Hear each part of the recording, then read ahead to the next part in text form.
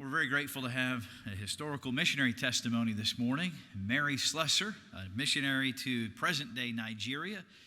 And we're thankful to have Tori Robinette come and give this testimony. Her parents, Billy and Jennifer Robinette, are graduates of Crown College, and she's going to come and present the life and ministry of Mary Slessor.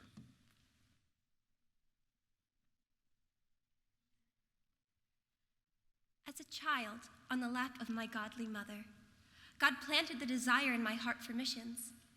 Mother taught me about Calabar, the deadly coast of Nigeria, known as the white man's grave. Like other Scottish children, I gave pennies for the African missions, and eventually asked the church to send me to Calabar as a missionary. My father was an alcoholic. He came home violent, and to protect my mother from beatings, I stood up to him. Mother shooed me into the streets at night to protect me. Quick with my tongue, a reckless lassie, full of mischief, I ran barefoot and climbed trees like a boy.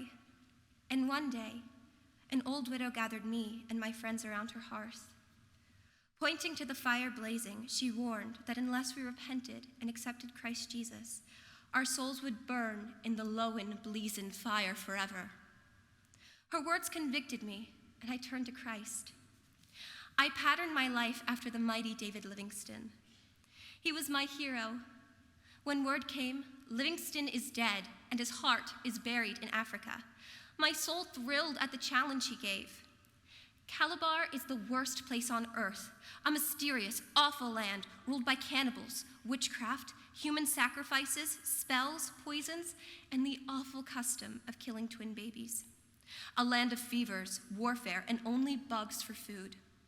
I go to Africa, he said, to make an open door. Will you carry out the work I have begun? And so, on August 5th, 1876, I sailed for Calabar and quickly learned about the cruel practices of judging by ordeal. The person suspected of doing wrong was forced to eat poisonous beans, or boiling oil might be poured over him. Nigerians believed their gods would protect the innocent from harm, but of course, they could not.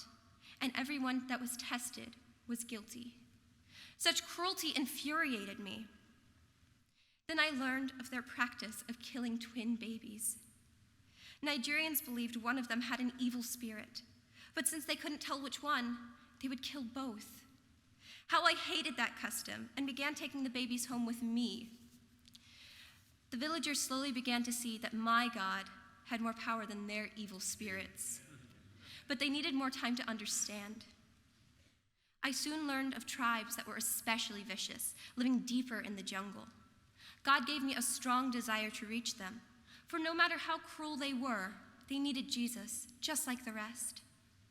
I prayed as my bare feet trekked further into the jungle. Then I saw them, mud huts built in a clearing.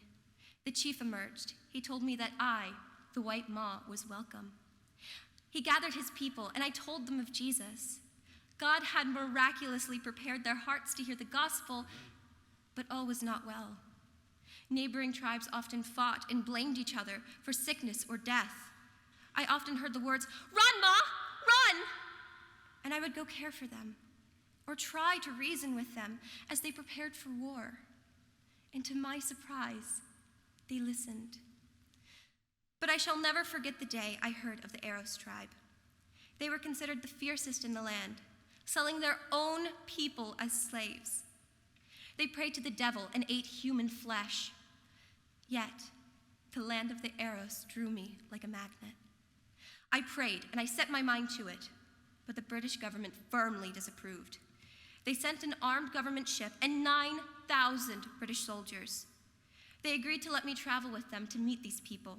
But upon arrival, the chief would have nothing to do with the soldiers, refusing to listen until they had first heard from the wise white Ma. Again and again, I saw God's hand at work, and because I understood the people's customs so well, the Nigerians brought their quarrels to me to settle. I would calmly knit and wait for them to resolve their differences. The British government made me a vice consul with authority to judge. Because of this, God gave countless opportunities to share the gospel.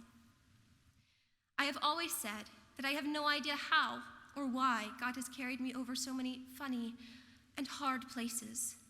and made these hordes of people submit to me, or why the government should have given me the privilege of magistrate among them, except in answer to prayer made at home for me. It is all beyond my comprehension.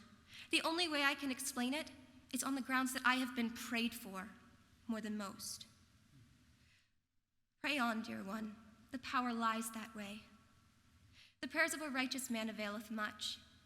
This work of prayer is one job that will never be in vain. Remember, always pray for your missionaries. It may be a matter of life and death for them.